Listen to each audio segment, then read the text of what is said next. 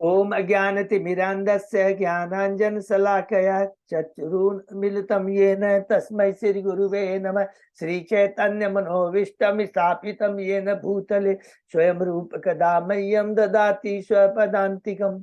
वन्देऽहं श्रीगुरु श्रीयुतपदकमलं श्रीगुरु वैष्णवांश्च श्रीरूपं साग्रजातं सहगण रघुनाथं वितं तं सजीवम् स्वादेतं सावधूतं परिजं सहितं कृष्ण चैतन्य देवं श्री राधा कृष्ण पादान सहगण ललिता श्री विशाखा वितांत च। नम ओम विष्णु पादाय कृष्ण प्रेष्ठाय भूतले श्रीमते भक्ति वेदांत स्वामिन इति नामिने। नमस्ते सारस्वती देवे गौरवाणी प्रचारिणे निर्विशेष शून्यवादी पाश्चात देश तारिणे। वांछा कल्पतरुभ्यश्च कृपा सिन्धुभ्येव च पतितानां पावनेभ्यो वैष्णवेभ्यो नमो नमः। नमो महावदान्याय कृष्ण प्रेम पदायते कृष्णाय कृष्ण चैतन्य नामने गौरत्मिषे नमः। हे कृष्ण करुणा सिंधु दीनबंधु जगतपते गोपेश गोपिका कांत राधा कांत नमस्तुते। तप्त कांचन गौरांगी राधे बिंदाबनेश्वरी विषभानुसुते देवी प्रणमामि हरिप्रिये। नीलांचल निवासाय नित्याय परमात्मने बलभद्र सुभद्रायां जगन्नाथाय ते नमः। जय श्री कृष्ण चैतन्य प्रभु नित्यानंद श्री अद्वैत गदाधर श्रीवासादि गौर भक्त बिंद। मुखम करोति वाचालम पंगु लंघे गिम यत्कृपातमहं वंदे श्री गुरु मदीन तारिणम परमानंद माधवम श्री चैतन्य ईश्वरम। हरे कृष्ण कृष्ण कृष्ण हरे हरे हरे राम राम राम हरे। श्री श्री मंगलाचरण की जय, शिला प्रभुपाद की जय। हरे कृष्णा। आज के इस भागवतम चर्चा में सभी भक्तों का हार्दिक स्वागत है। सभी भक्तों के चरणों में मेरा सादर दंडवत प्रणाम है। राधा गोविंद राधा माधव परम वैष्णव परम गुरु आचार्यों की असीम कृपा से हम सब भक्त लोग मिलकर श्रीमद् भागवतम के ऊपर कई दिनों से चर्चा कर रहे हैं। कैंटो 5 के 14वें अध्याय में है भवाटवी का वर्णन, जो कि भौतिक जगत और भौतिक जगत के जीव की क्या भौतिक अवस्था है, इसका बहुत ही सुंदर वर्णन यहाँ पर परीक्षित महाराज ने सुखदेव गोस्वामी को किया है। 13 अध्याय इसके पहले हमने कंप्लीट किए हैं। संक्षेप में हम दोहराते हैं। प्रथम अध्याय है महाराज प्रियव्रत के चरित्र का वर्णन, जिसमें हमने देखा स्वयंभू मनु के ज्येष्ठ पुत्र किस प्रकार नारद जी के आदेश ब्रह्मा जी के आदेश को पालन करते हुए गृहस्थ जीवन में आते हैं। उनके सबसे बड़े पुत्र होते हैं अग्निद, और किस प्रकार गृहस्थ जीवन में सारे दायित्व को पूरा करने के बाद में पुनः वो भगवान की भक्ति में पूर्ण रूप से लग जाते हैं। दूसरा अध्याय है शीर्षक अग्निद का चरित्र। महाराज अग्निद, जो कि अभी हमने कहा प्रियव्रत महाराज के सबसे बड़े पुत्र हैं, और उन्होंने ब्रह्मा जी के द्वारा भेजी गई अप्सरा पूर्वचीति से ब्याह किया। उसके 9 पुत्र उत्पन्न हुए, जिसमें सबसे बड़े पुत्र नाभि हैं, और इन 9 पुत्रों ने मेरु की 9 पुत्रों से ब्याह किया। तीसरे अध्याय में प्रवेश करते हैं। राजा नाभि की पत्नी मेरुदेवी के घर ऋषभदेव का जन्म। नाभि भगवान के भी परम भक्त हैं, भगवान की भक्ति करते हैं, यज्ञ करते हैं, भगवान को प्रसन्न करते हैं, और भगवान आकर के कहते हैं कि तुमने जो याचना की है कि मुझे मेरे जैसा पुत्र चाहिए, मैं स्वयं तुम्हारी पत्नी मेरी देवी के गर्भ से प्रकट होऊंगा। और भगवान ऋषभदेव प्रकट होते हैं। तीसरा अध्याय में हुआ। चौथे अध्याय में है श्री भगवान ऋषभदेव के लक्षण। इसमें सुखदेव गोस्वामी जी कहते हैं भगवान ऋषभदेव स्वयं भगवान है। नाभि उनके गुणों से बहुत प्रभावित होकर उन्हें सम्राट बनाते हैं, और स्वयं अपनी पत्नी मेरी देवी को लेकर बद्रिकाश्रम चले जाते हैं। और उसके बाद में हमने पढ़ा कि किस प्रकार भगवान ऋषभ ने जयंती से ब्याह किया, 100 पुत्र उत्पन्न हुए, और सबसे बड़े पुत्र उसमें भरत महाराज है, जिनके नाम से हमारे देश का नाम भारतवर्ष पड़ा। और किस प्रकार वो एक बार ब्रह्मवर्त नामक देश में जाते हैं और वहां पर किस प्रकार अपने पुत्रों को दिव्य ज्ञान प्रदान करते हैं। अध्याय 5 में पहुंचते भगवान ऋषिदेव द्वारा अपने पुत्रों को उपदेश। और इसके अंदर में हमने देखा कि भगवान ऋषभ कितना सुंदर दिव्य ज्ञान देते हैं कि मनुष्य योनि दुर्लभ है, मनुष्य योनि आत्मा साक्षात्कार के लिए और आत्म साक्षात्कार के लिए महापुरुषों का, महात्माओं का, स्वरूप सिद्ध व्यक्ति का, प्रामाणिक गुरु का आश्रय लेना बहुत जरूरी है। और वो गुरु क्या करता है?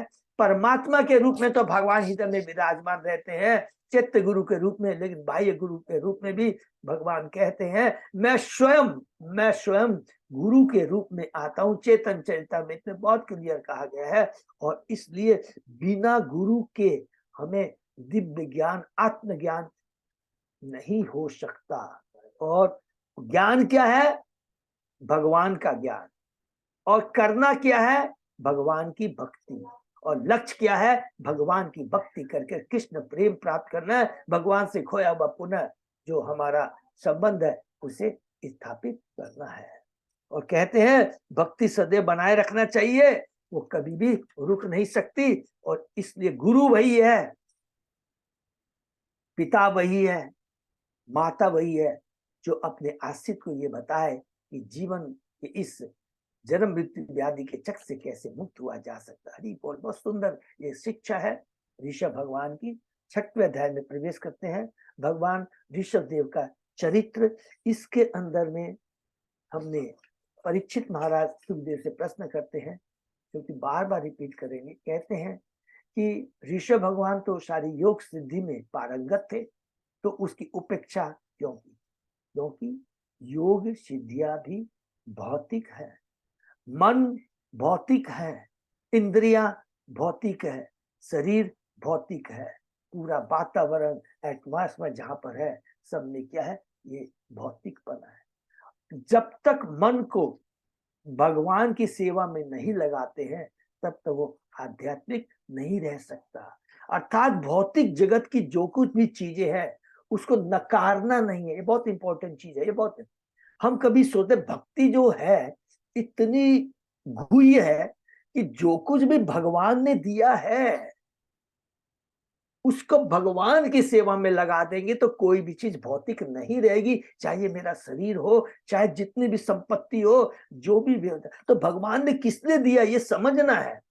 भगवान ने इसको उनकी सेवा में लगाने के लिए कहा है। तो भगवान घमंडी नहीं है, क्योंकि भगवान दिव्य है। उनको अगर हम उनके शरण में जाते हैं तो हम भी दिव्य हैं, भगवान भी दिव्य, हम भी सच्चिदानंद, भगवान भी सच्चिदानंद है। लेकिन इस सच्चिदानंद भगवान को प्राप्त करने के लिए जो सच्चिदानंद शरीर को, उसको कर्तव्य समझना पड़ेगा। वो कर्तव्य है कि अपने को और जितनी भी भगवान ने दी चीजें उसको भगवान की सेवा में लगाना। जब हम भगवान की सेवा में लगाएंगे तो हम स्वतः ही धन्य हो जाएंगे, हमारा जीवन धन्य हो जाएगा, शाश्वत आनंद मिल जाएगा। यही चीज यहाँ पर बताते हैं। इसलिए केवल योग सिद्धियों का कोई महत्व नहीं है जब तक वो भगवान की सेवा में नहीं लगती है। इसलिए कहते हैं कर्मी, ज्ञानी, योगी, ध्यानी, सबको समझना पड़ेगा। जब तक भगवान से नहीं जुड़ते हैं किसी का कल्याण नहीं है, ये कहते हैं। और उसके बाद में बताते हैं किस प्रकार वो दक्षिण दिशा में जाकर के जंगल की दाग में अपने को अप्रकट कर देते हैं। और उसके बाद में लास्ट में ये चीज बताते हैं कि जैन धर्म का किस प्रकार उजागर हुआ, जैन परिवार किस प्रकार निकला।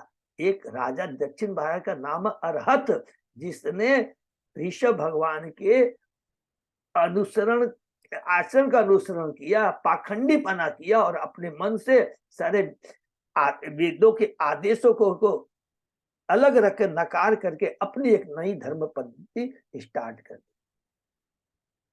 7वें अध्याय से शुरू होता है भरत महाराज के बारे में। पढ़ा, भरत महाराज ने विश्व रूप की कन्या पंचजनी से ब्याह किया, 5 पुत्र हुए, 1 करोड़ वर्षों तक शासन किया। और उसके बाद में वो सब कुछ त्याग कर कुलाश्रम जो हरिद्वार के पास में है, जहां पर शालिग्राम शिलाएं मिलती है, वहां चले जाते हैं और भक्ति कर कर करके भाव के स्तर पे चले जाते हैं। यहाँ पर समाप्त होता है। 7वां 8वां अध्याय में है भारत महाराज के चरित्र का वर्णन। यहाँ पर हमने पढ़ा कि वो भरत महाराज जो कि भाव पद पे किस प्रकार एक मृग के प्रति आकर्षित हो जाते हैं और मृत्यु में के समय यम यम वापी स्मरण भावम, मृत्यु का स्मरण बना रहा मृग शरीर प्राप्त करते हैं। लेकिन चूंकि परम पद पे थे, दिव्य पद पर थे, भाव के स्तर पर थे, शरीर तो जरूर मृग का है लेकिन चेतना कृष्णमय है। ये बहुत इंपॉर्टेंट पॉइंट है यहाँ पर। इससे क्या रिजल्ट मिलता है, शिक्षा है, भक्ति कभी विनष्ट नहीं होती है। किसी भी कारण अकारण प्रारब्ध के चलते कुछ भी अगर हमारी भक्ति किसी भी कारण से रुकती है, कुछ आता है, लेकिन भक्ति जो की है वो कभी विनष्ट नहीं होता है, रुक जाती है, विनष्ट नहीं होती है। लेकिन रुकनी नहीं चाहिए, इसके लिए वो पश्चाताप करते हैं कि मेरी गलती के चलते मैंने इतने ऊंचे पद को प्राप्त किया। कौन सा प्राप्त किया, क्या लिखा है उसके अंदर में कि मैं भाव लेवल तक पहुंच गया था, सब कुछ मैंने त्याग दिया। जम्बू द्वीप का मेरे को पिता ने बनाया था, अपने पूरा ये भारतवर्ष का पूरा उन्होंने राज्य, पूरा पूरा भारतवर्ष का उनको राज शासन मिला था। सब कुछ त्याग कर करके भक्ति में लगने के बाद भी ऐसा क्यों हो गया? हम बद्ध जीवों के लिए शिक्षा है, ये भगवत इच्छा से हुआ। भरत महाराज के माध्यम से हमें शिक्षा है कि अगर हम सोच लेंगे हम बहुत भक्ति कर रहे हैं, अब हमारे को कोई गिरा नहीं सकता, ये हमारी मूर्खता अज्ञानता है। सदैव कृष्ण कृष्ण के भक्तों से, नाम रूप गुण लीलाओं से भक्तों के माध्यम से जुड़े रहना है। गलती का एहसास करते हैं और उस ध्यान में रखते हुए अंत में लिखा अपने मृगी माता को छोड़ करके वो चले जाते हैं और वहां पर तीर्थ स्थानों का वो दर्शन करते हुए, स्नान करते हुए शरीर त्यागते हैं। 9वें अध्याय में परिच्छेद करते हैं। तीसरा भरत महाराज, पहला राजा भरत, दूसरा मृग भरत, 9वें अध्याय में है जड़ भरत। राजा जड़ भरत भगवान के परम भक्त है, एक ब्राह्मण के घर में जन्म लेते हैं। लेकिन चूंकि वो एक ही चीज यहाँ पर लिखा, मोस्ट इंपॉर्टेंट पॉइंट जो लिखा है वो ये रखना है कि वो सदैव भयभीत थे। किस चीज से भयभीत थे? कि मुझे अभक्तों का संग नहीं मिल जाए। और उस अभक्तों में 2 पार्ट लिखा हुआ है, चाहे वो मित्र हो सकते हैं, चाहे हमारे सगे संबंधी हो सकते हैं, मेरे भाई हो सकते हैं, कुछ भी हो सकते हैं। एट द कॉस्ट ऑफ भक्ति हमें कुछ भी स्वीकार नहीं करना है, नहीं करना है, नहीं करना। हाँ, ये बात जरूरी है कि उसमें भी क्योंकि कलयुग है, हमको आर्ट कला सीखनी होगी, कला सीखनी होगी कि किस प्रकार हम अपने गृहस्थ में रहते हुए भगवान से भक्ति से जुड़े रहे और दूसरों को भी भक्ति से जोड़ सके। और इसमें दिखाया कि किस प्रकार उनके भाई उनकी भक्ति की दिव्यता को नहीं समझ सकते और उन्हें एक खेत की रखवाली के लिए रख देते हैं। और उसके बाद में हमने पढ़ा कि किस प्रकार डाकुओं का सरदार आकर करके उन्हें बलि के लिए ले जाता है, लेकिन भद्रकाली किस प्रकार उन पर कृपा कर करके उन्हें सुरक्षा प्रदान करती है। हरि बोल। 10वें अध्याय में प्रवेश करते हैं। जड़ भरत तथा महाराज रघुगण की वार्ता, इसके अंदर में यहाँ हमने पढ़ा राजा जड़ भरत है, दिव्य स्तर पर है, किस प्रकार रघुगण को ज्ञान प्रदान करते हैं। रघुगण उनको पालकी के लिए नियुक्त करता है, अपशब्द यूज करता है क्योंकि बद्ध जीव है, बद्ध जीव है, ज्ञान प्राप्त है लेकिन ऐश्वर्य है, ऐश्वर्य के ज्ञान में जीव अंधा हो जाता है। सॉरी, ऐश्वर्य के चक्कर में जीव क्या होता है, आध्यात्मिक चेतना खो देता है, वो भौतिक बुद्धि आ जाती है, अपशब्द यूज करता है। जिस प्रकार उनके भाई नहीं समझ पाए थे उस प्रकार जैसे रघुगण उनको अपशब्द यूज करता है। क्रोधित नहीं होते हैं, लेकिन भक्त का हृदय बड़ा निर्मल होता है, समदर्शी होता है, भगवान का आदेश का पालन करने वाला होता है। तुरंत वो ज्ञान देना चाहते हैं रघुगण को। रघुगण को कहते हैं तुम जितने भी ये सारी बातें करे हुए शरीर से संबंधित है कि मैं पतला हूँ, मोटा हूँ, मैं दुर्बल हो गया हूँ, बूढ़ा हो गया हूँ, थक गया हूँ, ये सारी जो बातें तुम कर रहे हो शरीर से संबंधी है। आत्मा तो सच्चिदानंद है, शाश्वत है, दिव्य है, उसमें कोई परिवर्तन नहीं आता क्योंकि वो भगवान का अंश है। ममेवान से जीव लोक जीव बताता है। तुरंत राजा को ज्ञान प्राप्त हो जाता है, तुरंत वो उतर जाता है पालकी से और एक ही बात कहता है कि मैं तो इंद्र के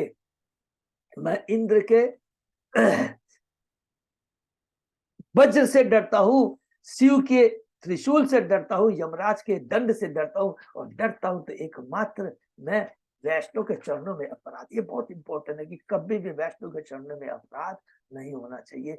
11वें अध्याय में प्रवेश करते हैं। शीर्षक है जड़ भरत द्वारा राजा रघुगण को शिक्षा और शिक्षा देते हैं। इसमें क्या क्या संक्षेप में बताएंगे। सबसे पहले कहता है कि तुम जितनी भी बातें कर रहे हो गर्भ में आकर के, ये तुम अज्ञानता। कहते हो मैं बहुत बड़ा अनुभवी हूँ, राजा हूँ, मैं पूरे स्वर्ग देश का राजा हूँ, लेकिन तुम जो बातें कर रहे हो मूर्खता वाली कर रहे हो, अज्ञानता की बातें कर रहे हो। क्यों अज्ञानता की बातें कर रहे हैं? संक्षेप में कहें, क्योंकि तुम द्वंद्व की बातें कर रहे हो। ये सारी जो द्वंद्व होता है भौतिक जगत की बातें हैं। तुम राजा हो, मैं नौकर हूं, तुम धनी हो, अमीर हो, ये सुंदर है, ये कुरूप है, सुख और दुख, ये सारी बातें शरीर से संबंधित होती है। जब we identify our self with body, जब हम अपने को बॉडी से संबंधित होते हैं, तब 3 गुण एक्टिव हो जाते हैं। जैसे ही हम 3 गुणों से ऊपर हो जाते हैं, शरीर किसी भौतिक जगत की कोई भी चीज से हमारा संबंध नहीं रहता है, और कुछ भी घटता बढ़ता रहता है हम उससे प्रभावित नहीं होते। ये स्थिति होती है स्वरूप सिद्ध व्यक्ति की, जो आज जड़ भरत महाराज की है। और उसके बाद में कहते हैं मन के बारे में बहुत सुंदर बात कहते हैं कि इस मन को गुरु के चरणान्वित तथा श्री भगवान की सेवा पे अस्त्र से जीतने का प्रयास करो। बहुत इंपॉर्टेंट है। हम मन को गीता के 6वें अध्याय में भगवान कहते हैं बहुत दुर्लभ है, हवा से भी ज्यादा ये तेज दौड़ता है।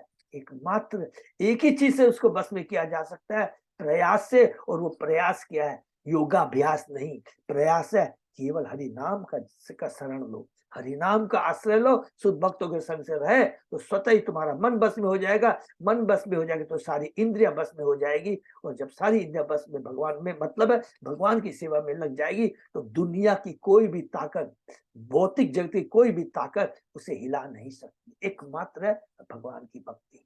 12वें अध्याय में प्रवेश करते हैं। महाराज रघुगर द्वारा जड़ भरत की चर्चा यहाँ पर और एक आगे दिव्य ज्ञान देते हैं। पहले तो मन के बारे में कहा, पहले कहा कि आत्मा के बारे में समझाया, उसके बाद में बताया कि हमारी भौतिक इंद्रियों मन के बारे में बताया, और 12वें अध्याय में आके बताते हैं तत्व ज्ञान देते, कृष्ण ज्ञान देते हैं। कहते हैं इस भौतिक जगत में जो कुछ भी है कृष्ण का है।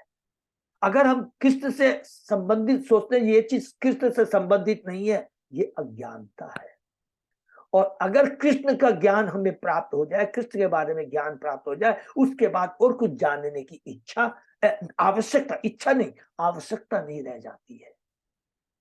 और इसके लिए, और ये ज्ञान किससे मिलेगा? कहते हैं शुद्ध भक्तों की संग, शुद्ध भक्तों के चरणों की धूलू से अगर हम स्नान कर लेंगे तो हमें दिव्य ज्ञान प्राप्त हो जाएगा, हमारा जीवन धन्य हो जाएगा, वो हमें भगवान से जोड़ देंगे, और फिर पुनः इस भौतिक जगत से वापस नहीं आना पड़ेगा। ये 12वां अध्याय। 13वें अध्याय में जो ज्ञान उन्होंने दिया है उसको वो अब एक एलिगोरिकल स्टिल के रूप में बताते हैं। 13वां अध्याय में है राजा रघुगुण एवं जड़ भरत के बीच और आगे बढ़ता। इसके अंदर में भवाटवी का वर्णन है कि ये जीव इस भौतिक जगत में धर्म अर्थ में काम मोक्ष मुक्ति के लिए प्रति आकृष्ट रहता है। दुर्भाग्यवश उस धर्म अर्थ काम मोक्ष के लिए जिसका परम लक्ष्य न जान कर करके जंगल रूपी इस भौतिक जगत में प्रवेश करता है, लुट जाता है। लुटेरे हमारी ये 6 इंद्रियां हैं, सियार, भेड़िया, सिंह, पत्नी, संतान, मित्र हैं, मच्छर जो कि हमारे शत्रु हैं, झिंगुर जो हमारे पीछे से हमें चक्कू भोंकने वाले हैं, और बवंडर की धूल है कि जब हम अपने पति पत्नी, पत्नी पति, पति के प्रति आकृष्ट हो जाते हैं। कहते हैं ये भौतिक जगत चलता रहता है, शोक मोह से ग्रस्त रहता है, माता पिता को छोड़ता है, त्याग देता है, या वो चले जाते हैं तो दुख होता है, पुनः वो क्या हो जाता है? आकर्षित हो जाता है किसके प्रति? कि मेरा पुत्र जन्म लिया है, उसके प्रति आकर्षित हो जाता है और उसी में डूब जाता है, और ये नहीं देखता है कि काल किस प्रकार एक एक क्षण उसको खा रहा है। मृत्यु आ जाती है, डर जाता है। उसके बाद में मृत्यु से बचने के लिए भगवान की भक्ति नहीं होती, क्योंकि जिंदगी में भक्ति की नहीं है, तो क्या होता है? वो डॉक्टर को खोजता है, वो पाखंडियों को खोजता है कि कैसे मेरी मृत्यु से मुझे बचा सके, बुढ़ापे से मुझे बचा सकते हैं। तो सारसों, सारस, गीदड़, बगुलों जैसे योगियों अवतारों के चक्कर में वो पड़ जाता है। उसके बाद में ये बहुत सुंदर कहते हैं, तब अंत में राजा रघुगण बहुत सुंदर बात कहते हैं। क्या बात कहते हैं, रिपीट करते हैं वो। देखिए इनको ज्ञान है, मनुष्य योनि बहुत दुर्लभ है, तुमसे मुझे ये ज्ञान प्राप्त हो गया। भौतिक जगत में जितना भी सुख मिल जाए, स्वर्ग लोक तक पहुंच जाए, उसका भी अंत है। एकमात्र आप जैसे शुद्ध भक्तों के चरण कमलों की धूली से हम इस भौतिक जगत से छुटकारा मिल सकता है। मुझे ये ज्ञान प्राप्त हुआ, मैंने आपके चरणों में जो अपराध किया उसके लिए मैं क्षमा चाहता हूँ।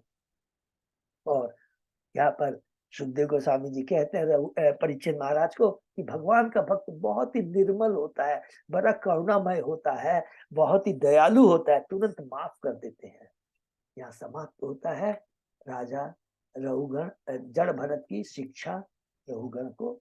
उसके बाद में यहाँ पर फिर सुखदेव गोस्वामी अंत में कहते हैं, परीक्षित महाराज सुखदेव जब कहते हैं कि आपने ये जो बात की, ये गुह्य ज्ञान है, मुझे पुनः समझाइए। कि 14 अध्याय में प्रवेश करते हैं, तब राजा भरत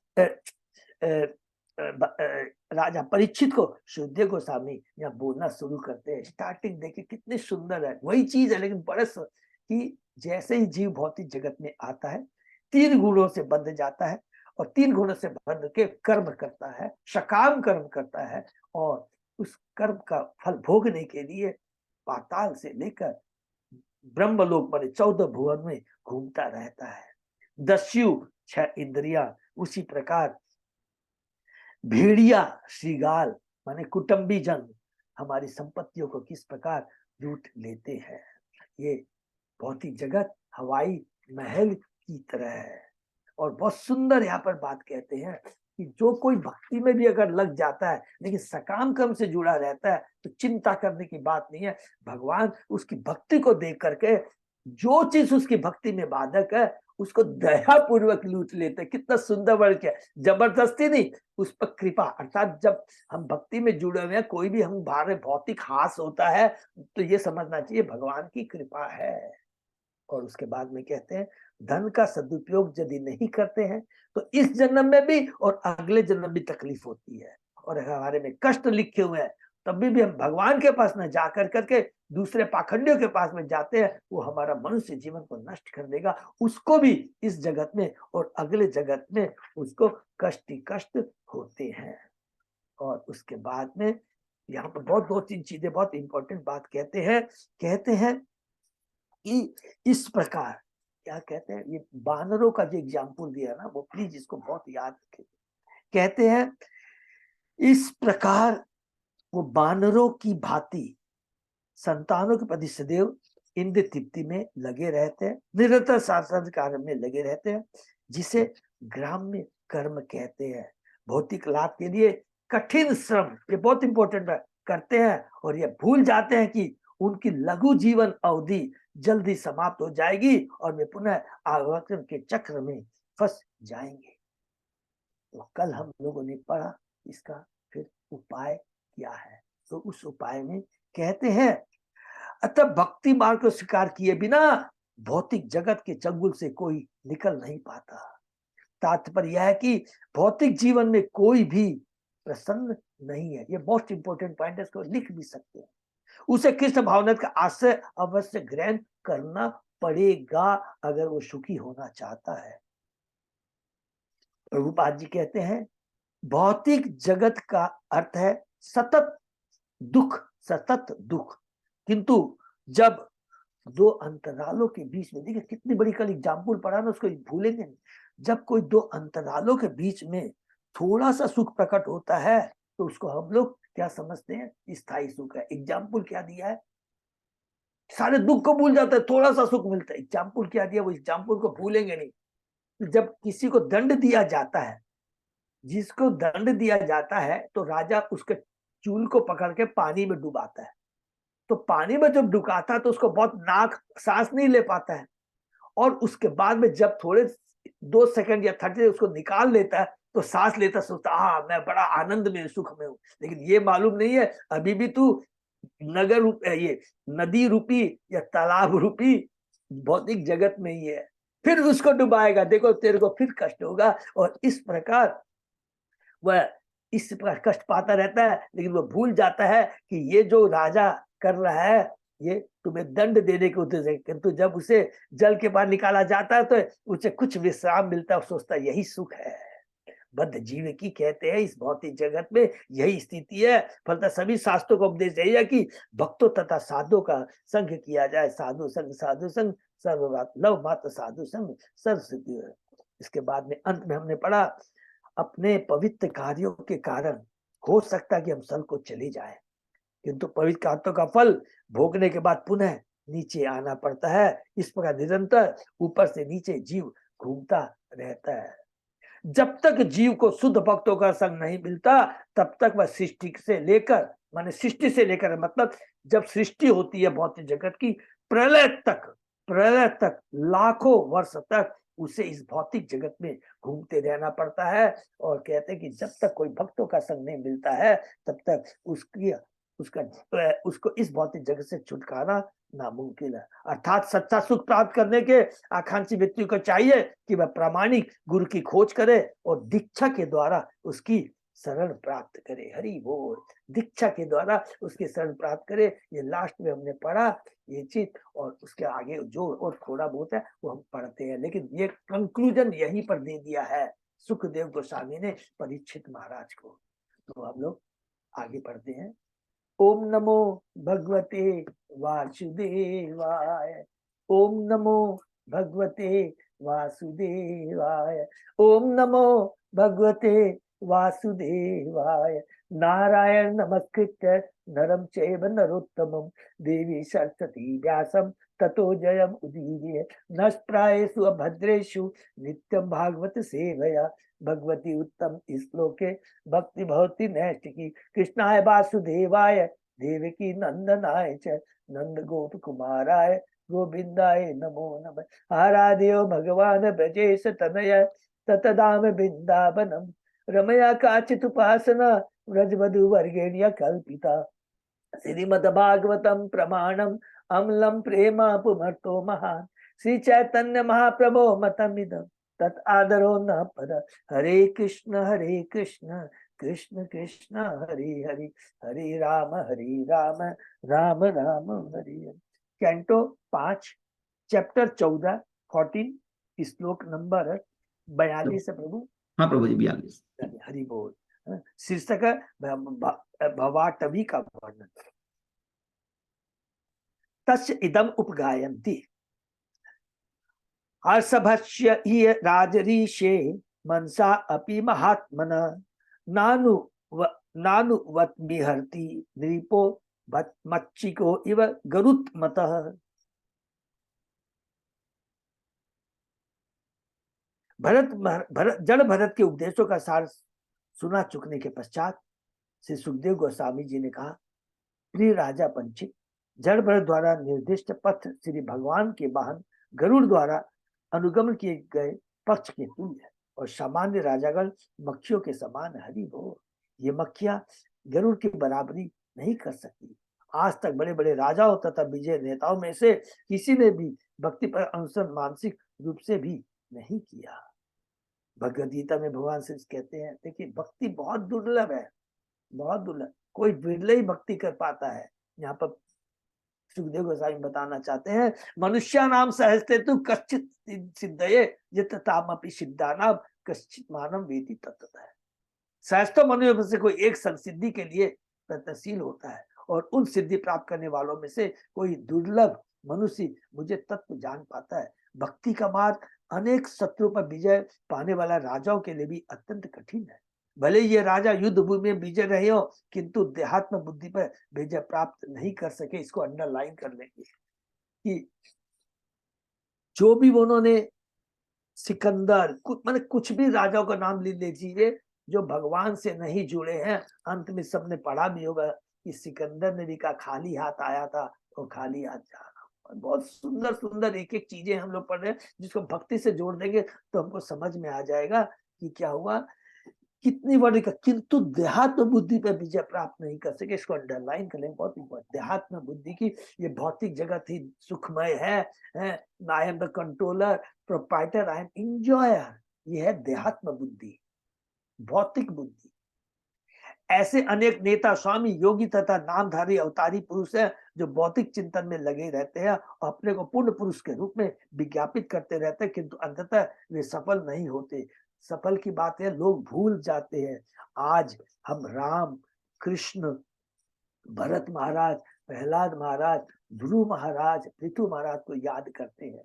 आप सोचिए कितने बड़े बड़े नेता, राजनीतिज्ञ चले गए, योगी चले गए, समय का सब कुछ खत्म हो जाता है, भूल जाते हैं। लेकिन भगवान, इसीलिए कहते हैं सबसे बड़ा प्रसिद्ध कौन होता है? प्रसिद्ध कौन है? भगवान और भगवान का भक्त। जयंती किसकी बनानी चाहिए? भगवान और भगवान के भक्तों की जयंती बनानी चाहिए। एकमात्र उनका स्मरण करने से हमारी चेतना में परिवर्तन आता है। इतनी बड़ी है उनका, केवल सोचिए। निसंदेह भक्ति मार्ग का अनुगमन अत्यंत कठिन है, किंतु यदि कोई महाजनों के पथ का अनुसरण करना चाहता है तो वह अत्यंत सरल हो जाता है। हरि बोल। एकमात्र भक्तों का संग। इस युग में श्री चैतन्य महाप्रभु का पथ उपलब्ध है, जिनका आविर्भाव पतित आत्माओं के कल्याण के लिए हुआ। यह पथ इतना सरल एवं सुगम है कि कोई भी श्री भगवान का नाम जप करके इसे ग्रहण कर सकता है और इस भौतिक जगत में विजय प्राप्त कर सकता है, 3 गुणों पर विजय प्राप्त कर सकता है। विजय प्राप्त का मतलब यहाँ से इसके प्रति आसक्ति खत्म कर कर करके भौतिक जगत से छुटकारा पाकर भगवान के धाम जा सकता है। एक बात हरि नाम से, हरे नाम हरे नाम हरे नाम केवलम कलो नास्तेव नास्तेव नास्तेव गति अन्यथा। हमें संतोष है कि कृष्ण आंदोलन द्वारा इस पद का उद्घाटन किया जा रहा है, क्योंकि अनेक यूरोपीय, अमेरिकी युवा तथा युवतियां इस दर्शन को गंभीरता ज्ञान कर क्रम से पूर्णता प्राप्त कर रहे हैं।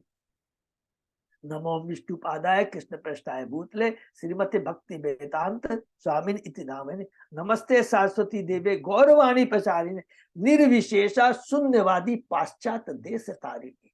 ये देखिए, सारे पाश्चात्य के जितने भी यूरोपीय मलक्षकों प्रभुपाद जी ने उनको उद्धार किया। यह दुस्त्यजाम दारशूतान सुहित राज्यम हृदय स्पृशः जहो युवा एव मलवत उत्तम श्लोक लाल सह। उत्तम श्लोक मीन्स भगवान। महाराज भरत ने अपनी युवावस्था में सब कुछ परित्याग कर दिया, क्योंकि वे उत्तम श्लोक से भगवान की सेवा करना चाहते थे। उन्होंने अपनी सुंदर पत्नी, अपनी संतान, प्रिय मित्र तथा अपने विशाल साम्राज्य का परित्याग कर दिया। यद्यपि इन वस्तुओं को छोड़ पाना अत्यंत कठिन होता है, किंतु जड़ ने इनको विष्ठा के समान त्याग दिया। ऐसी थी उनकी महानता। देखिए कितनी विष्ठा के समान त्याग दिया, जो कि हम लोग कौन से अध्याय में पढ़ा है? 7वें अध्याय में है? और त्याग करके वो भाव लेवल के स्तर में पहुंच गए थे। ईश्वर का नाम श्री कृष्ण, हरि बोल। क्योंकि वे इतने आकर्षक है कि उनके लिए शुद्ध भक्त इस भौतिक जगत की प्रत्येक वस्तु का परित्याग कर सकता है। महाराज भरत एक आदर्श राजा, उपदेशक तथा चक्रवर्ती सम्राट थे। उनके पास समस्त सांसारिक वैभव था, किंतु श्री कृष्ण इतने आकर्षक कि उन्होंने महाराज भरत से उनका भौतिक ऐसा त्याग करवाकर अपनी ओर आकृष्ट कर लिया। देखिए ये क्लियर यहाँ पर लिख दिया ना, भगवत इच्छा से। वो परम भक्त है भगवान के, लेकिन ये जो मृग के प्रति आसक्ति है ये भगवत इच्छा से हुआ था, भगवान की इच्छा से हुआ था, हम बद्ध जीवों को शिक्षा देने के लिए। आकृष्ट तो भी न जाने किस पर जरबरत एक मृग के प्रति बसल होते और अगले जन्म में उन्हें पदचितों का मृग देह धारण करना, किंतु उन पर श्री कृष्ण की महती कृपा थी, जिसके कारण वे अपने पद को विस्मृत नहीं कर पाए और यह समझते रहे कि इसी कारण उनका पतन हुआ। फलतः अगले जन्म में अपनी शक्ति का, देखिए ये बहुत सुंदर लाइन है, अगले जन्म में अपनी शक्ति का अपव्यय न करने के कारण महाराज भरत जल भरत नाम से एक बहरे तथा गूंगे व्यक्ति के रूप में उत्पन्न हुए। इस प्रकार से वे अपनी भक्ति में केंद्रित हो सके। हमें महान राजा भरत से यह शिक्षा ग्रहण करनी चाहिए कि कृष्ण भावना सेवन करने में किस प्रकार सतर्क रहा जाए, कि सतर्क भक्ति का कैसे सतर्क रहना चाहिए। एकमात्र क्या सतर्क है, बोल्ड अक्षर में लिख लेंगे और कुछ नहीं। सबसे इंपॉर्टेंट चीज है, भक्तों का संग नहीं करता है। ये बहुत इंपॉर्टेंट चीज है। हम लोग कभी कभी सोचते हैं, और ये माया इतनी प्रबल है, कभी कभी ये भी है, कोई मिल गया, अच्छा आप कैसे हो, ये आपको पता ही नहीं लगेगा मेरा 15 मिनट, आधा घंटा, 1 घंटा कब निकल गया। हो सकता है उसमें आनंद आने लग जाए। माया इतनी प्रबल है। इसलिए ये माइंड में, just you make up your mind, सबसे पहली कंडीशन क्या है कि अभक्तों का संग नहीं करना है। अभक्तों का संग करेंगे तो ग्राम वार्ता होगी, प्रजल्प होगा, हम लोग की चेतना, जितना हम प्रजल्प करेंगे, याद रखेंगे, उतनी चेतना मैनिपुलेट, ये हो रही है, कलुषित हो रही है, कंटामिनेटेड हो रही है। तो ये बहुत इंपॉर्टेंट है।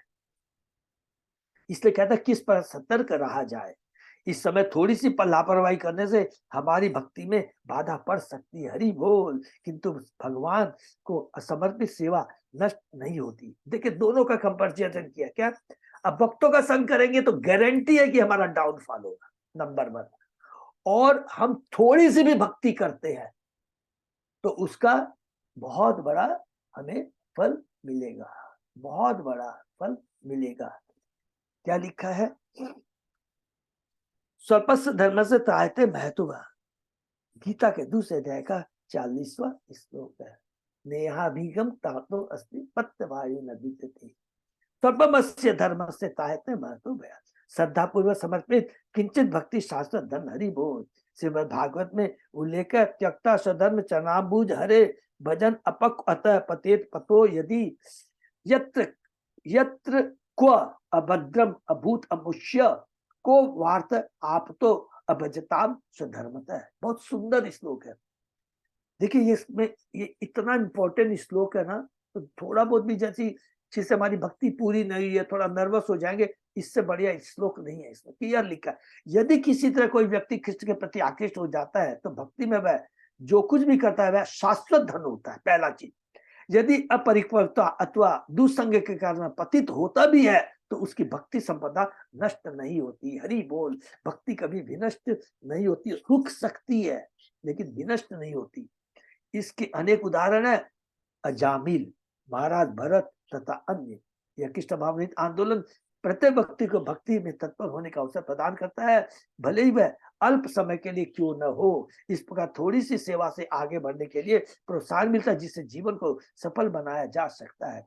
इस श्लोक में श्री भगवान को उत्तम श्लोक कहा गया है। उत्तम का अर्थ है सर्वश्रेष्ठ तथा श्लोक करता है यश ख्याति। श्री कृष्ण 6 प्रकार के ऐश्वर्य से पूर्ण है, जिसमें यश भी एक है। ऐश्वर्य समग्रस्य वीरस्य यश श्री कृष्ण के यश का अब भी विस्तार हो रहा है। हम इस भावनात्मक आंदोलन को आगे बढ़ाकर श्री कृष्ण की कृति को फैला रहे हैं, और यही हमारा कर्तव्य है।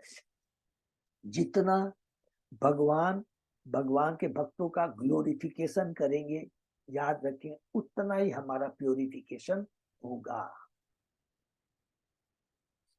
हमने पढ़ा है वपु सेवा और वाणी सेवा।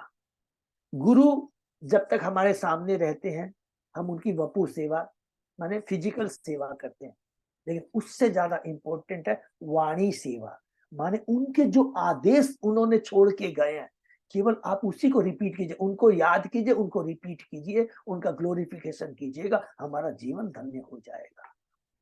ये बहुत इंपॉर्टेंट सेवा है। कुरुक्षेत्र युद्ध के 5 सहस्त्र वर्ष बाद भी श्री कृष्ण का यश विश्व भर में फैल रहा है। विश्व के प्रत्येक महत्वपूर्ण व्यक्ति ने कृष्ण आंदोलन के कारण इस समय तक श्री कृष्ण का नाम अवश्य सुना। हरि बोल।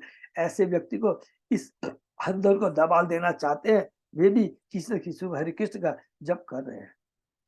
उनका कहना कि हर एक अनुयायियों को प्रताड़ित करना चाहिए। ऐसे मूर्ख इस आंदोलन के वास्तविक महत्व को नहीं पहचानते। इसकी आलोचना से उन्हें हरे कृष्ण उच्चारण करने का अवसर प्राप्त होता है, और यही इस आंदोलन की विजय है। हरि बोल। मैं कृष्ण का नाम नहीं लूंगा, मैं कृष्ण को नहीं जानता हूँ। अरे तुमने कृष्ण का नाम तो ले लिया। रवि विलोचन प्रभु ने सुनाया था ना, कितनी सुंदर लीला, कि खाली उस नाम से वो पहुंच जाता है भगवान के धाम। हरि बोल। यो दुष्य जान क्षितिसुत जनार्थ दारान प्रार्थयाम श्रियम सुरवरे सदयावलोकाम नेक्षत नृप ततु चितम महताम मधु द्वित्य सेवानुरक्त मनसाम अबो अपि फल्गु। अभो अपी फल्गु। श्री सुखदेव गोस्वामी कहते हैं, राजन, भरत महाराज के कार्य आश्चर्यजनक है। उन्होंने अपनी प्रत्येक वस्तु का परित्याग कर दिया जो अन्यों के लिए दुष्कर है। उन्होंने अपना साम्राज्य, पत्नी तथा परिवार त्याग दिया। उनका वैभव इतना प्रभुत था कि देवताओं को भी ईर्ष्या होती थी, किंतु उसका भी उन्होंने परित्याग कर दिया। उनके समान महान पुरुष के लिए महान भक्त होना सर्वथा उपयुक्त था। ये प्रत्येक वस्तु का इसलिए परित्याग कर सके क्योंकि वे सिर्फ भगवान कृष्ण के सौंदर्य, ऐश्वर्य, यश, ज्ञान, शक्ति तथा त्याग के प्रति अत्यंत अनुरक्त थे। श्री कृष्ण इतने आकर्षक है कि उनके लिए समस्त इष्ट वस्तुओं का परित्याग किया जा सकता है। जिनके चित्त श्री भगवान की सेवा में आकृष्ट है, वे मुक्ति को भी तुच्छ मानते हैं। इसको भी अंडरलाइन कर लेंगे प्लीज, कि वे मुक्ति को भी तुच्छ मानते हैं। तात्पर्य, इस श्लोक से श्री कृष्ण की सर्व आकर्षता की पुष्टि होती है। महाराज भरत श्री कृष्ण के प्रति इतने आकर्षित है कि उन्होंने अपना समस्त सांसारिक वैभव त्याग दिया, जबकि सामान्य भौतिकतावाद साधु ऐसे वैभव के द्वारा आकर्षित होते हैं। अतो गृह क्षेत्र सुताप्त रीतिर जनस्य मोहम अहम ममेति। हर प्राणी अपनी देह, घर, संपत्ति, संतान, संबंधी जन तथा ऐश्वर्य के प्रति अनुरक्त होता है। इस प्रकार जीवन के प्रति मोह बढ़ता जाता है और वह यह मैं हूं और यह मेरा है के रूप में सोचता है। अर्थात बद्ध जीव है, देहात्म बुद्धि। इसको क्या बोलते हैं? देहात्म बुद्धि। भौतिक वस्तुओं के प्रति आकर्षण मोह जनित है। भौतिक वस्तुओं के प्रति आकर्षण उन्होंने कोई लाभ नहीं, क्योंकि इनसे बद्ध जीव इधर उधर भटकता है। उसी का जीवन सफल है जो श्री कृष्ण की शक्ति, सुंदरता एवं लीलाओं से आकर्षित होकर उन्हीं में मग्न हो जाता है। जैसा कि भागवत के 10वें स्कंद का मायावादी श्री भगवान के साथ तादात्कार होना चाहते हैं, किंतु श्री कृष्ण तथा होने की इच्छा से कई अधिक आकर्षक है। अभव शब्द का अर्थ है इस भौतिक जगत में पुनः जन्म न लेना। अभव माने इस भव सागर से मुक्त हो जाना। भक्त को इसकी परवाह नहीं रहती कि उसका पुनर्जन्म होगा या नहीं। वह प्रत्येक दशा में श्री भगवान की मात्र सेवा से संतुष्ट रहता है। यही वास्तविक मुक्ति है, या विमुक्ति जिसको बोलते हैं, विमुक्ति है। यह यस हरिदासे कर्मणा मनसा गिरा निखिलासु अपि अवस्थासु जीवन मुक्त से उच्चते। बहुत इंपॉर्टेंट श्लोक है जो भक्ति शास्त्री कोर्स किया है, भक्ति स्वामी सिंधु का। जो मनसा वाचा कर्मणा सिर्फ भगवान की सेवा करता है, वह इस भौतिक संसार में रहकर भी जीवन मुक्त है। अर्थात वो इस भौतिक जगत में भी रहकर स्वरूप सिद्ध अवस्था पर हो, स्वरूप सिद्ध अवस्था को प्राप्त कर सकता है। हमारे गुरु महाराज प्रभुपाद उज्ज्वलंत उदाहरण है। जो व्यक्ति श्री कृष्ण की निरंतर सेवा का इच्छुक है, वह अन्य व्यक्तियों को यह विश्वास दिलाने में रुचि रखता है कि सिर्फ भगवान है और भगवान ही कृष्ण है।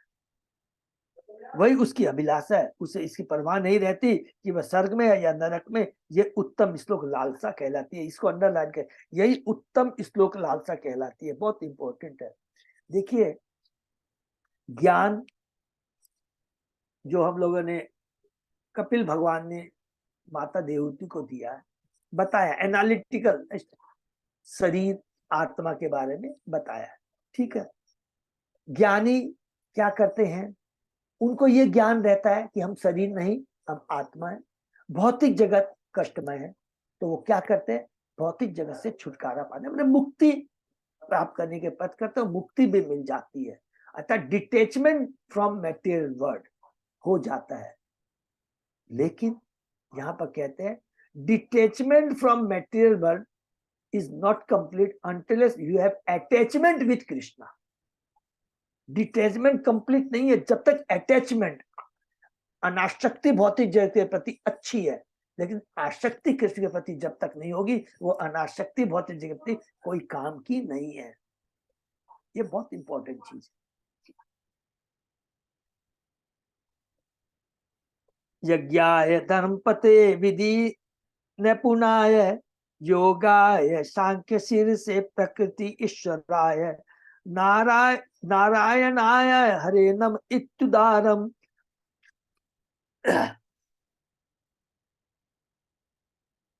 हास्यन मृगत्वम अपि यह समुदाज हार।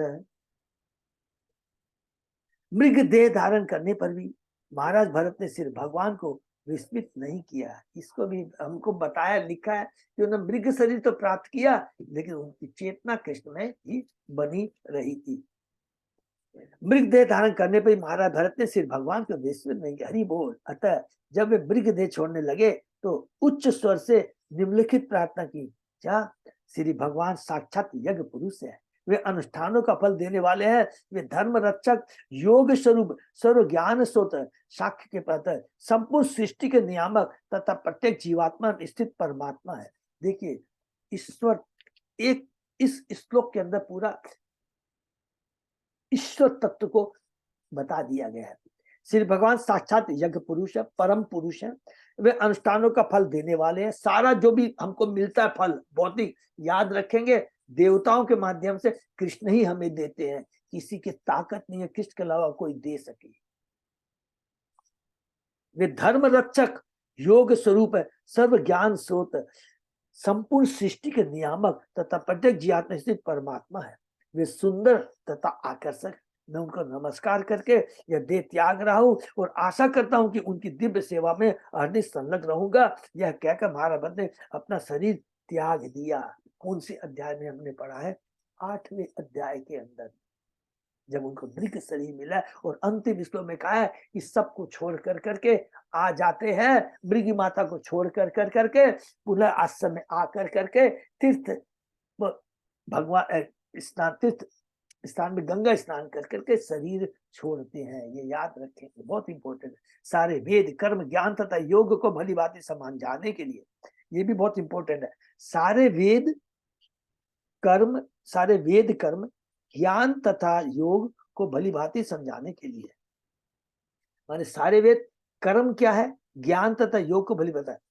सिंपल क्या है, उत्तर क्या है कि हर कर्म ज्ञान योग के बारे में जो वेदों में बताया गया है उसका एकमात्र उद्देश्य है भगवान को जानना, बस सिंपल चीज है।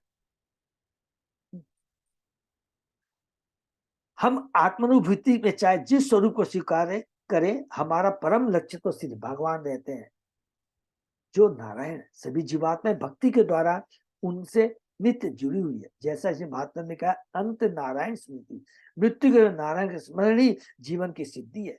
यद्यपि महाराज भरत को मृग देह स्वीकार करे, किंतु वे मृत्यु के समय नारायण का स्मरण कर सके, हरि बोल। फलस्वरूप उनका जन्म एक ब्राह्मण पूर्ण भक्त के रूप में हुआ 9वें अध्याय में, जिसमें भगवद गीता में कहा है, सूची नाम से मताम गेहे योग भ्रष्ट अभिजाए थे। जो आत्म साक्षात के पद से भ्रष्ट हो जाता है वह ब्राह्मणों अथवा सदाचारी धनवानों के घर में जन्म लेता है की पुष्टि होती है। यद्यपि महाराज भरत का जन्म राजकुल में होता, किंतु असावधान रहने के कारण उन्हें मृग रूप में जन्म लेना पड़ा। किंतु मृग देह धारण करने पर वे अत्यंत सचेष्ट रहे, जिससे उनका जन्म एक ब्राह्मण परिवार में जड़ भरत के रूप में हुआ। इस जन्म में वे आजीवन कृष्ण भक्त रहे और प्रत्यक्ष रूप से श्री कृष्ण भक्ति के संदेश का पहला उपदेश महाराज रघुवंश से प्रारंभ किया। क्या लिखा है? प्रत्यक्ष श्री कृष्ण भक्ति के संदेश का पहला उपदेश महाराज रघुवंश से प्रारंभ किया, अध्याय 10 से। इस प्रसंग में योगाय अत्यंत सार्थक है, जैसा श्री मध्वाचार्य ने बताया है। अष्टांग योग का प्रयोजन से भगवान से अपने को जोड़ना, हरि बोल। ज्ञान ध्यान सब कुछ कर्म कृष्ण से संबंधित होने चाहिए, तभी कर्म योगी कहलाएंगे। कर्म योगी वो कर्म जो हमें भगवान से जोड़े। योग, कर्म योग, ज्ञान वो ज्ञान जो हमें भगवान से जोड़ सके। ध्यान योग वो चीज हमें भगवान से जोड़ सके, नहीं तो कोई फायदा नहीं। यह इदम भागवत समाजितावदात गुण कर्मणो राज ऋषे भरतस्य अनुचरितम स्वति अयनम आयुष्यम धन्यम यश्यम स्वर्ग गया अपवर्ग्यम वा नुश्रोणीति आख्यास्यति अभिनंदति च सर्वा एव आशीष आत्मनः आशास्ते न कांचन परता इति। समर्थ तथा कीर्तन के अनुरागी भक्त निर्मित रूप से भरत महाराज के गुणों की विवेचना कर उनके कर्मों की प्रशंसा करते हैं। यदि कोई विनीत भाव से कल्याण के धाम महाराज भरत के विषय में श्रवण तथा कीर्तन करता है तो उसकी आयु तथा सांसारिक वैभव में आयु तथा सांसारिक वैभव में वृद्धि होती है। वह अत्यंत प्रसिद्ध हो सकता है और वह सरलता से स्वर्ग तथा सिर्फ भगवान में एकाकार होकर मुक्ति प्राप्त कर सकता है। महाराज भरत के कर्मों में श्रवण कीर्तन तथा स्तमन मात्र से मनोवांछित फल मिलता है। इस पर मनुष्य को समस्त भौतिक तथा आध्यात्मिक आशाओं की पूर्ति होती है। तो कोई कंफ्यूजन नहीं होगा इसलिए प्लीज, इस पर मनुष्य की समस्त भौतिक आध्यात्मिक आकांक्षाओं की पूर्ति होती है। इन और जब जैसे ही हमारे भगवान से हम जुड़ते हैं तो भौतिक इच्छाएं स्वतः ही खत्म हो जाती है। उदाहरण ध्रुव महाराज, इन वस्तुओं के लिए कोई और किसी से मांगने की आवश्यकता नहीं रह जाती है। इसको भी प्लीज अंडरलाइन कर लेंगे। अकामा सकामा जो श्लोक सबको याद है ना, अगर हमारी कोई भी इच्छा हो, क्या क्या भौतिक इच्छा हो, भौतिक जगत से छुटकारा पाने की इच्छा हो, कुछ भी इच्छा हो, मैंने ब्रह्म ज्योति में यहां तक भी बोल दिया है, ध्यान योग ज्ञान जो कुछ भी इच्छा है कृष्ण के पास जाना चाहिए। फायदा क्या होगा? कृष्ण क्या करेंगे? स्टार्टिंग में तो आपको दे देंगे, लेकिन कृष्ण के अपने संरक्षण में रखते, क्यों? तू मेरी शरण में आया है। उस समय भगवान धीरे धीरे हमारी सारी भौतिक इच्छाओं को खत्म कर देते हैं। देवता नहीं कर सकते हैं, आवश्यक नहीं रहते, क्योंकि महाराज भरत के जीवन के अध्ययन मात्र सभी वांछित वस्तुएं प्राप्त हो जाती है। इन 14वें अध्याय में भवावटी का सारांश दिया गया है। भवावटी शब्द का अर्थ है भौतिक जगत का पथ। वणिक वह प्राणी है जो इंद्र तृप्ति के लिए धन उपार्जन के प्रयत्न में भौतिक जगत रूपी जंगल में आता है। आंख कान नाक जीभ तथा मन से यह छेंद्रिया छह लुटेरे हैं। ज्ञान अधम नेता है।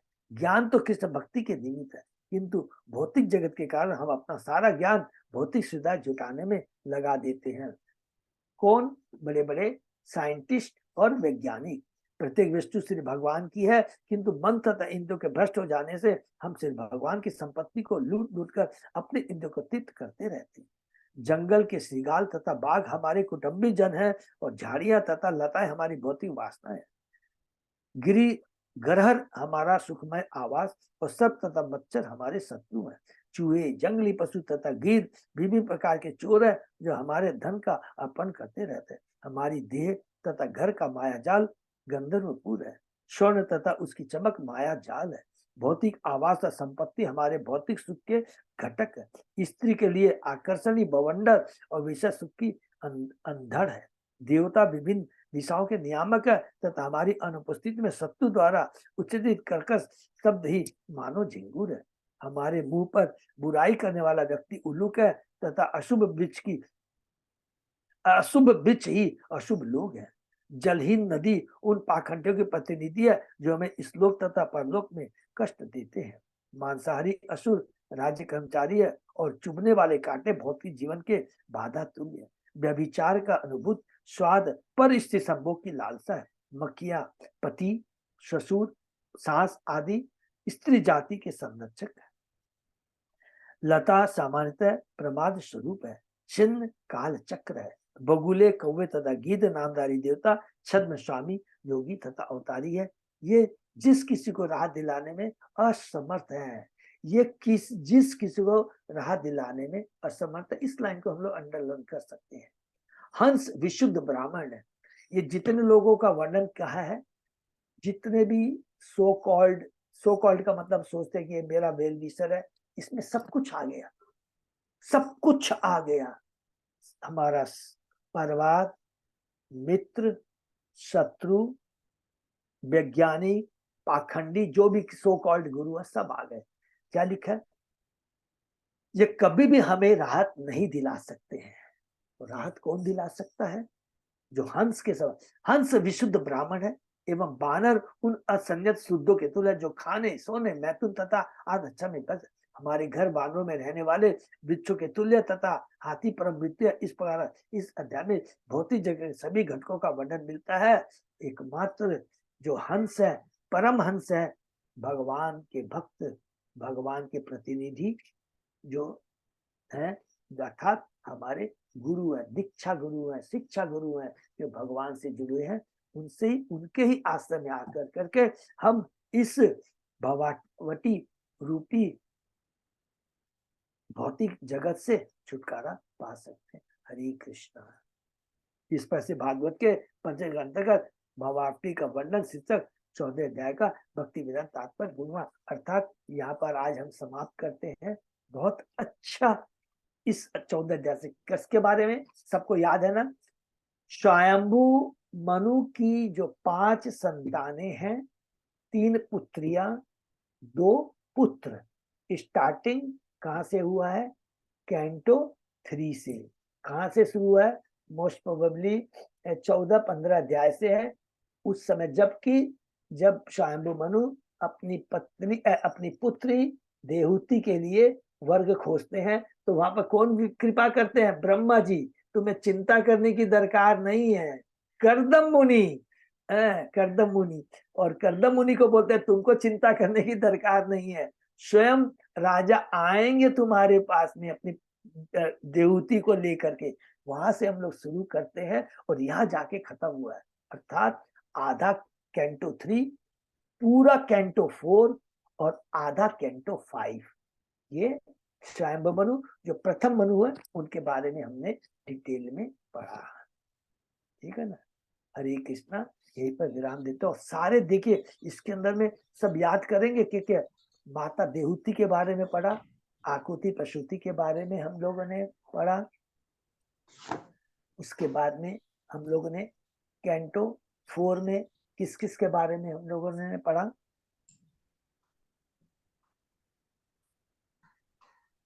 सबको, ध्रुव महाराज, पृथु महाराज, अंग महाराज, इस सारों के बारे, प्राचीन वरी प्रचेता। उसके बाद कैंटो 5 में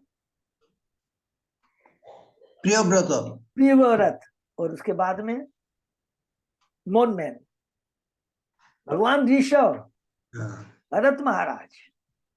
ठीक है ना? इस सारे बारे इनके हमने पढ़ा और इनके माध्यम से दिव्य शिक्षा हमने प्राप्त की। हरे कृष्ण। इसका मतलब प्रभु उपसृष्टि खत्म हो गया? सृष्टि उपसृष्टि। हाँ प्रभु। प्रभु, ये प्रभु का जो प्रश्न है उसमें एक चीज नोट कर लेंगे। जो भी हम लोगों ने पढ़े हैं, जो सर्ग, विसर्ग, पोषण, ये जितने भी हैं, स्थानम, पोषणम, ये सारी चीजें हैं, कैंटो 1 से लेकर पूरे कैंटो 12 तक के अंदर है। सारी चीज कुछ ना कुछ है, लेकिन विशेष रूप से जो अभी कार्तिक किस दास ने पढ़ा, अलग अलग अध्याय में विशेष रूप से बताया गया। जैसा अभी प्रभु बताया, सर्ग विसर्ग का अलग अलग विशेष अध्याय में अलग से बताया गया, लेकिन थोड़ा थोड़ा सब जगह में है। अब उसके बाद में अभी स्थान हम पूछना, अभी हम लोग जब पढ़ेंगे अलग अलग स्थानों का जो ये अध्याय 16 से हम लोग शुरू कर देंगे। ठीक है ना?